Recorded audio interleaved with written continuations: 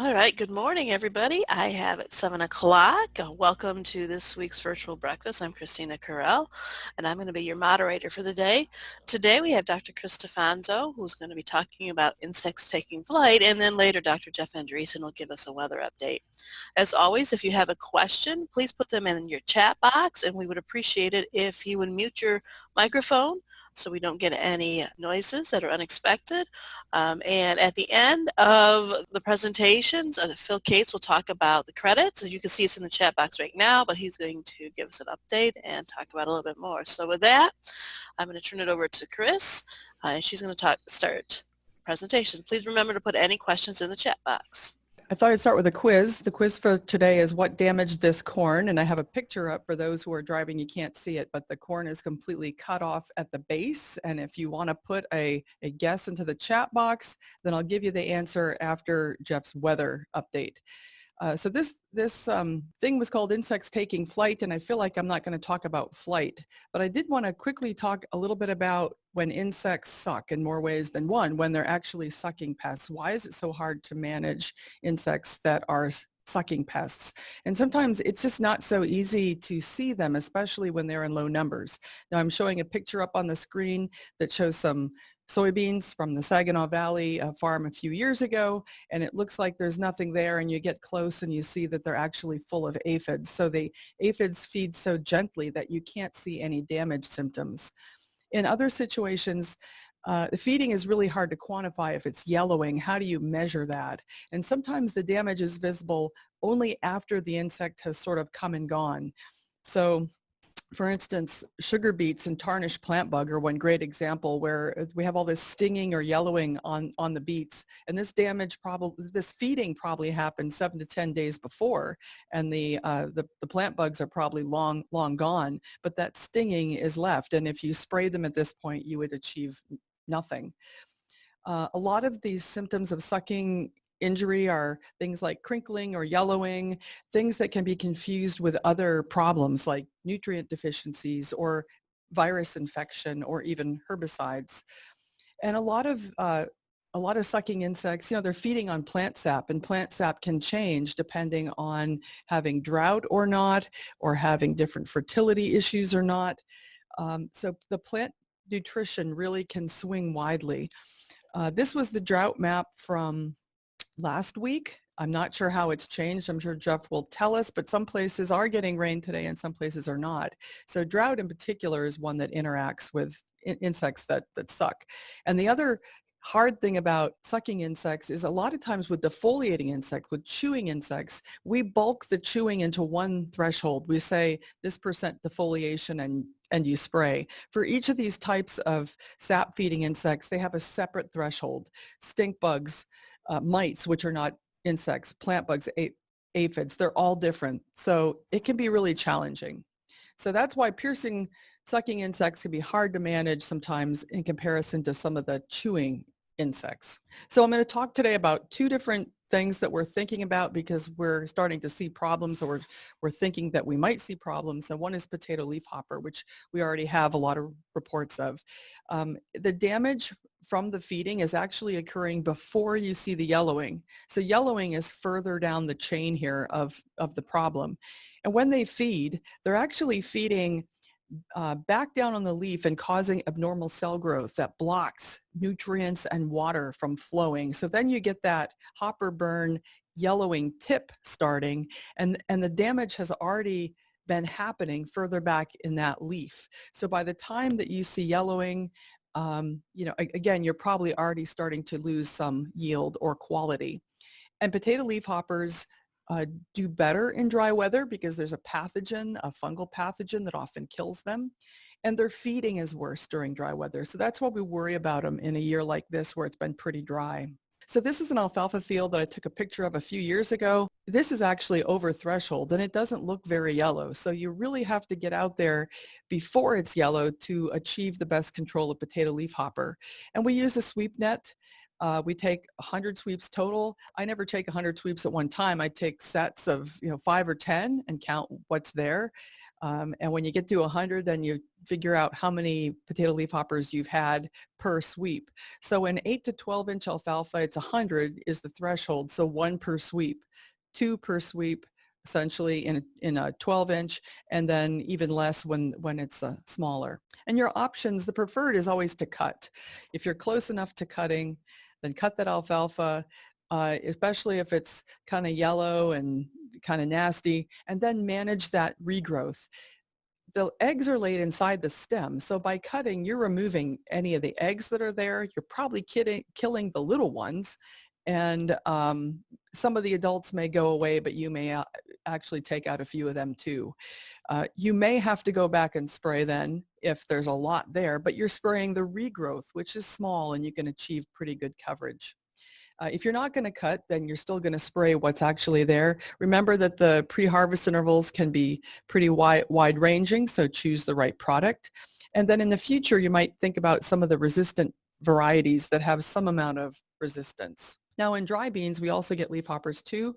And in this case, you sample the whole leaves, not leaflets. It says sample leaflets, sample leaves, and count adults and nymphs. The nymphs don't move, but they move quickly, but they can't fly off the leaf. Adults will fly off the leaf. So if you're bending down and you pick and you see something flying, count that too, because that's an adult that has flown off the leaf. And the threshold is only 1 per leaf. So this plant on the left that I'm actually showing a picture of a plant with hopper burn is over threshold. And then I'm showing a single leaflet with 3 little individual nymphs on it. And that, of course, that single leaflet is way over threshold because the threshold is 1 per leaf. Beyond potato leafhopper, the other sucking thing that I think is just the hardest thing to manage is two-spotted spider mite. They're teeny, it's hard to quantify. They feed like they poke with a little ice pick like mouth parts, and that pokes into an individual cell and it dries that cell up. Essentially, mites dry a leaf or a cell or a leaf out. They have greater impact in dry weather. Again, there's normally a fungus that would kill them in a wet, humid kind of conditions. And they're feeding, again, it's drying. So when you have dry weather, that drying effect is even worse. And the products are not the same. You can create problems by spraying for other things. They tend to be resistant if you keep spraying, and you get resurgence, which means if you sprayed for something else, they kind of come back. So on soybean, I sort of have a visual rating system, and I'll show you where to get this later. But like 1, 2, 3, 4, 5, and 1 is few mites, and 2 is probably where we're at now. Now, Phil Cates said he went out and he didn't see this quite yet in his area, but that's where there's this stippling damage, the individually damaged yellowed cells, and you get a little bit of yellowing along the edge, some stippling along the edge of the field, especially along a dusty road where this infestation is starting. In what I call a level 3, that stippling has turned into a wider kind of yellowing damage, often on the tops of dry hills, and not just on the edge, but further into the field, and it's a lot worse. When you get to a 4, then again, that damage becomes more severe and widespread in the field, so it's no longer just on these very dry areas. And a 5 is like a hopeless situation where plants are actually dying and there's a lot of leaf drop and plant death. And when you think about treatment, if you spray too early, your return is pretty low because you really weren't controlling anything. And in fact, you can make it worse by spraying too early and flaring a mite population. Also, if your field is dried up and dead, there's low return there because there's no point in spraying. There was really nothing to protect. So your highest chance of return is in that kind of level 3 area where you're not just having stippling along the edge, but the mite infestation is actively growing in the field, but it hasn't gotten bad enough yet to cause those plants to kind of dry up and bronze. In corn, mite populations increase rapidly in Michigan. Usually around the tassel stage is when we start to really see them pick up. And in a low infestation, you can barely see, this is the top of a leaf, and you see a little bit of stippling, and you look underneath and there's a small colony present. So you'll see that kind of stippling, very little individual plant cells being killed. It'll be very light. When you get to a bigger infestation, the leaves will be a little bit more yellow, and especially along the midrib on the underside of the leaf, you'll see a little mite superhighway a lot of times with some webbing and mites, and instead of just stippling, more of yellowing starting to coalesce. And in a bad situation, the upper leaf and the lower leaf surface will be pretty yellowish, maybe even starting to dry up, and the underside of the leaf will be just covered with shed exoskeletons and eggs and mites and webbing. So in the past, we've had a hard time figuring out when to spray. In the southern United States, they do a lot more spraying and they do scouting, but we don't usually have mite infestations like this. So I'm showing pictures for those of you who are calling by phone. I'm showing pictures of two fields. One's a seed corn field in Three Rivers that in 2012 during the drought was sprayed. The crop was still pollinating. It had its foliage cut off because it was seed corn, so there wasn't a lot of foliage left. They had to protect what they had. There was no humidity here to get the mite pathogen going because the canopy was reduced. And they were able to get really good spray coverage and had the equipment to go in there. And of course, it's seed corn, so there's favorable economics. And then in another field in field corn in Montcalm County at the same time, we were a lot further along in the plant stage. The pollination was done. It was an irrigated field. They were able to replace water as they went, so it was a little bit less stressed. We couldn't really get in there with a sprayer anyway, so we couldn't get good coverage. And there was some humidity starting and a chance for fungal pathogens. One of the things about mites is if you use the wrong product, there's only certain products that kill mites, you can really harm yourself. So this is also in Montcalm County in 2012. And I had a Western bean cutworm trial where I was spraying Warrior. Warrior does not kill spider mite. So I was spraying for another pest. And I had a couple of hybrids and I had sprayed and not sprayed.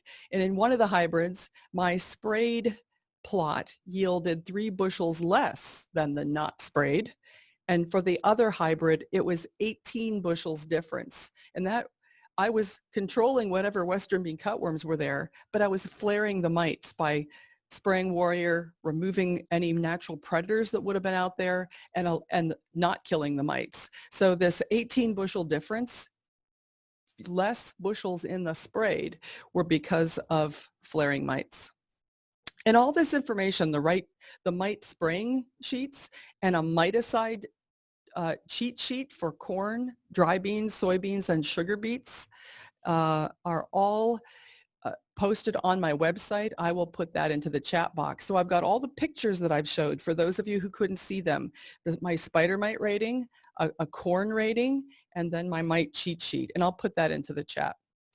The last thing I just want to mention are all the moths in corn, all the caterpillars in corn that we're worried about. People are asking me what's happening with Western bean cutworm. Is earworm here yet? What about corn borer? And again, I haven't had any specific calls about infestations yet because it's a little bit early, but we are, of course, watching these things as they move around. I haven't gotten any Western bean cutworms in traps yet, but I've only been trapping for about a week or two.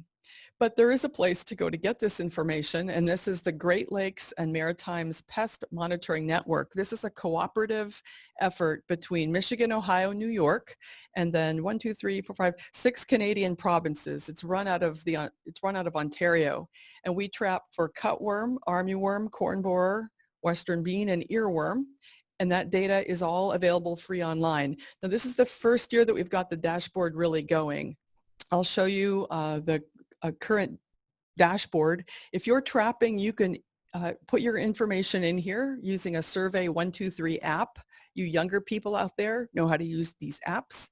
And you can see in Michigan, there's no trapping except my traps that are around campus. So please, if you're trapping, go ahead and put your trap information in here, and you can then look at all these pests and see kind of where they're coming from. And if you need help figuring out how to get trap information into that, send me an email, or if you want to get on my email blast, my Fast Fawns Facts, send me an email as well. So with that, I will stop sharing. And again, my email is difonzo@msu.edu. I'll put that into the chat box, and I will stop sharing, and I have, and take any questions that have come up. We have a couple questions that we will get to. The first one is from Phil, and how long does the potato leafhopper feeding occur before the yellowing shows up in alfalfa? That is a good question. I do not know specifically, but I would assume that if a leafhopper fed in an area and it caused some I would say it would be not hours, it's days. I don't know how many days. A few days, let's put it in that way, because the leafhopper is feeding and injecting its saliva. Its saliva causes abnormal cell growth. The longer it feeds on that leaf in that area, the more abnormal cell growth, and then the blockage occurs. So it's not happening in a matter of minutes. It's happening over time. So I would say, and then that plant has to sort of start running out of nutrients. So say it several days. If I can find that, I will email that specific time to you. All right, thank you. Bruce asks, how effective are the hopper-resistant varieties at controlling damage with high population? 20 years ago, in the first varieties that were coming out, I was working with Rich Leap on those, and they weren't that great at that time.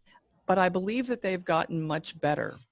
So I will maybe defer if Kim is on and has done any variety testing, or maybe if Phil, some of the forage specialists, maybe can speak to that. Chris, I did answer in the chat.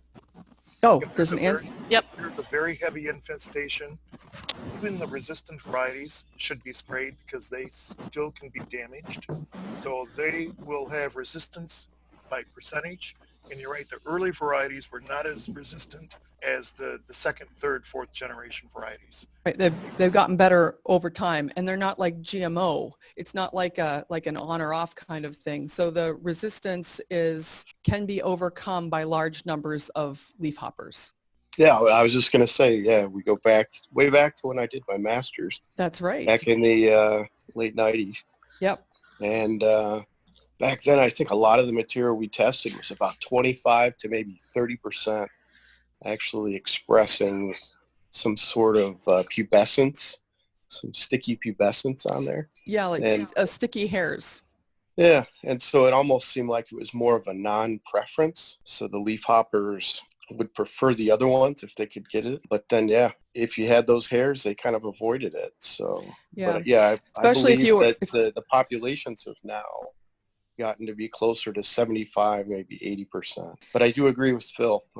If it's a very heavy infestation, it doesn't matter. They're gonna feed. In the old like glandular hair kind of thing, if you were a nymph and you got deposited there, you were sort of out of luck because you can't move. The adults could choose to go away, but the nymphs really couldn't. So that probably really diminished them. But they've definitely, so it's kind of too bad that like 20, 25 years ago, there were a lot of complaints and people started to use some of the resistant varieties and weren't happy with it, but they've gotten a lot better over time. So it would, in a normal year or maybe a moderate year, it would reduce the need to spray. But in a high year, and this seems to be a higher year, you still might have to go out there and check and use those thresholds. All right, thank you. We have a couple questions and some comments, and I'm going to read the comments just because some of us are on the phone and we can't see them. One of them, the first one is from Paul Gross, and he said in Isabella County he started catching western bean cutworm moth this week. So if you have traps out, you might want to really be diligent in looking at those in the coming weeks. The next one is from Christian Tolini, and Chris, he wants to know, are there any recommendations for controlling grasshopper feeding on dry beans? He has a field spotted in Harrisville with grasshopper damage. I actually answered that in the chat. Okay. So it's very unusual to see grasshoppers. I mean, they're more like a Western sort of pest if you think about it, but we occasionally get a lot of them, and it's been a dry year, so we do have them. And what I gave him was a defoliation threshold, okay. 15% around flowering. So a comment from Bill Stengel about glandular hair resistant varieties of alfalfa, and they're very susceptible in the first seeding year. So you want to scout and look for leafhoppers. With that, There's not much more in the chat box. Chris has her links that she talked about, so please check those out. Yeah. Would you like the answer to the quiz? Oh, yeah. Oh, yeah. Sorry. Okay. Well, I'm sharing my screen again here. All right. And hopefully you can see that. Okay. So I'll launch it again. There's our damage. I had one guess of deer, but deer don't, take off the stem like that. And it's muskrat injury. So this was shared by Kelly Tillman from Ohio State. An extension agent saw this, and the little muskrat was gnawing off the corn and dragging it back into the water and doing whatever muskrats do with corn. So who knew?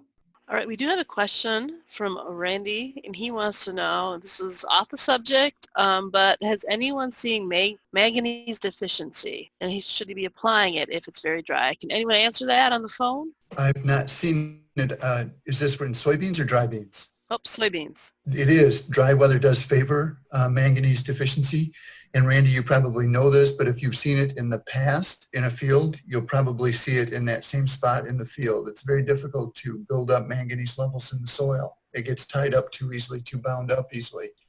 So yes, it's an excellent time, probably a little bit maybe late in some cases to put on the first application, but later is better than never. I typically say if you see a height difference between those yellow plants and the green plants, you probably have lost an opportunity. You really want to put that first application of manganese on when you first see the deficiency, but you don't see a height difference between the green plants and the yellow plants. As far as products to use, the university really recommends manganese sulfate. It's the cheapest and most effective product for addressing it. And but of course the downside is we cannot apply that with glyphosate. You absolutely cannot.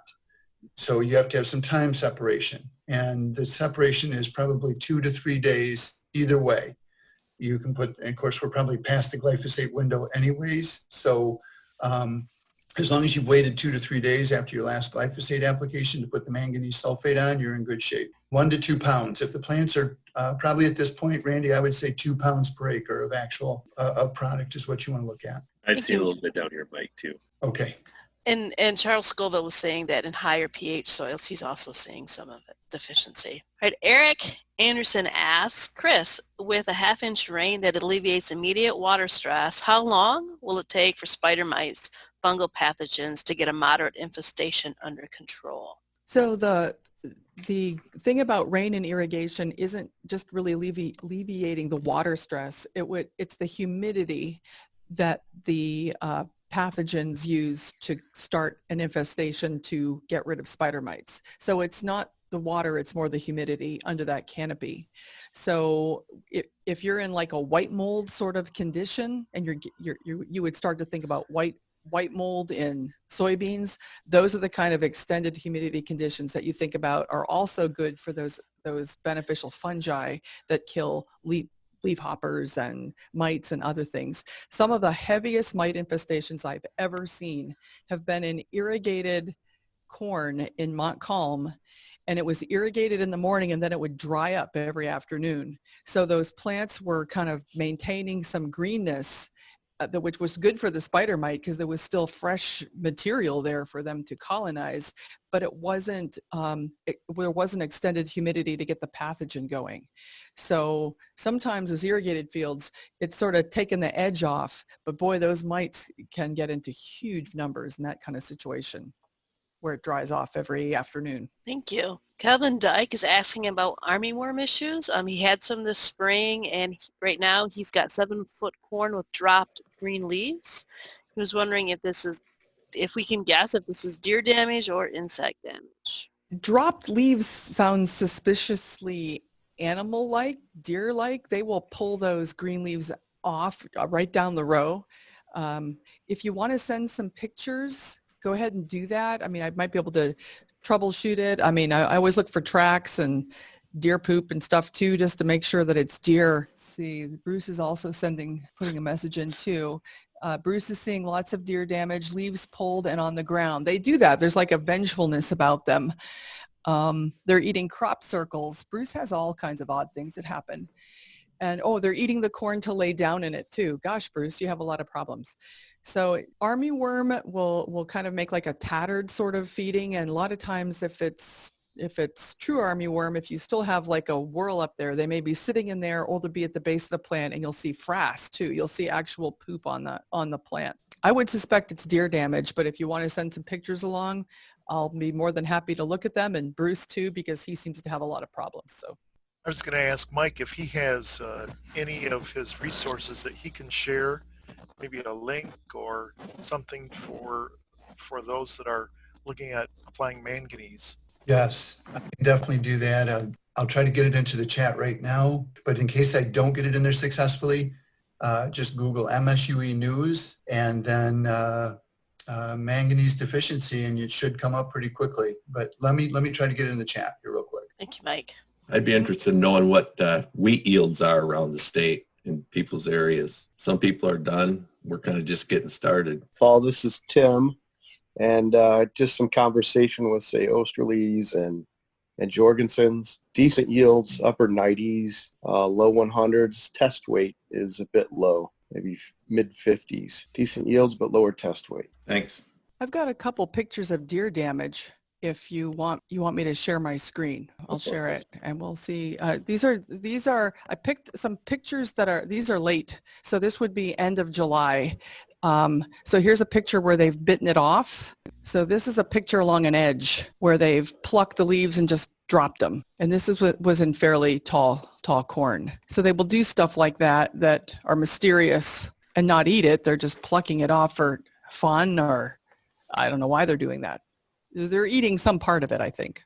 Seems like if it has legs, I get that question. So insects have feet and vertebrates have feet. So Chris must know the answer. And sometimes I do, because I do collect a lot of these pictures. So Bruce did ask you, Mike, if you've seen any spider mite damage in Allegan, because he's seeing some down there. Bruce, I think we just need to annex your counties. You see all the issues. Well, I mean, it's not bad. It's just slight color differences in fields, which I guess could be just moisture, but I tend to doubt it. A little suspicious when it's close to an edge if it's dusty, you know. I have not seen it, Bruce, but we did catch a really good, I think, 2 inches out of that rain. Not this last one, but the one prior to that. So we did get some nice widespread moisture here in the county. We are wondering whether we should start spraying dry beans for mold. We're starting to blossom, but they're pretty stressed with the dry weather, kind of debating what to do. Sorry, that was dry beans or soybeans? Dry beans. Both. We're going to spray the soybeans later today. We got a little rain here in Ubley. Yeah. I think we can still put them on the soys, but our dries are maybe Monday, we thought, but they're not that big. Right. I mean, I think this year in general, white mold risk is a bit lower given how dry things have been. So I would almost be thinking about delaying fungicide applications a little bit to sort of later flowering personally. I was just looking at the model for a Sporecaster model for a Montcalm. In 15-inch rows, it's low risk. Obviously, if you're irrigated, that's a very different situation. But I think in general, we're at relatively low risk at the moment. So I would potentially be holding off. And of course, the other piece of the decision is what's been your history of white mold, right? If it's something that's pretty serious every year, then yeah, I mean, that really changes that decision. Yeah, we get hit here pretty bad, actually. Okay. And, and we actually got 3 inches of rain here at home last Friday. And a neighbor just down the road got 5 inches. So, okay. So we got a pretty good rain there, but we got fields that got 2/10, So, right. So maybe prioritize your fungicides too a little bit, right? Into areas that receive more moisture. Yeah. And again, with the conditions being the way they were, we might see slightly later timings being more favorable this year. When it's really wet, sometimes those very early, the R1 applications, beginning flower is important. But this year, that R2 and all plants have flowers a little bit further along might be a little bit, a bit more efficacy for you. All right. Well, I appreciate that. We're trying to make a decision. So any help I can get, appreciate it. Yep, and just remember fungicides might also interact with spider mite. Remember, there's that interaction with the entomopathogen that would kill spider mites under very humid conditions, and it may be that some of the fungicide products actually protect the mites essentially from getting infected if you do have those kind of conditions. So that Marty's talking about delaying spraying a little bit, that might buy you some time if that were to set up in that way. So there's there could be an interaction there between your applying the fungicide and then having a spider mite problem later. Oh, that's interesting. Okay, didn't know that. Another thing to put into the another wrinkle. Yeah, exactly. So Marty, did you have something? I talked over you. I'm sorry. No, you're fine. Charlie, the only other thing I'd think about doing, if you can, is leave like a little check strip somewhere to get some idea of how that fungicide worked out for you. I just think it's a really good thing to try and remind people to do every time. It can be just sort of helpful in trying to figure out the economics of that. Well, it's a good idea. I appreciate that. Well, I really enjoy these breakfasts, so thanks, you guys. Got to run. Thank you. Charlie, before you go, I got one other comment. This is Mike. Okay. Have you run the Sporecaster app yet for the soybean fields? No, I have not.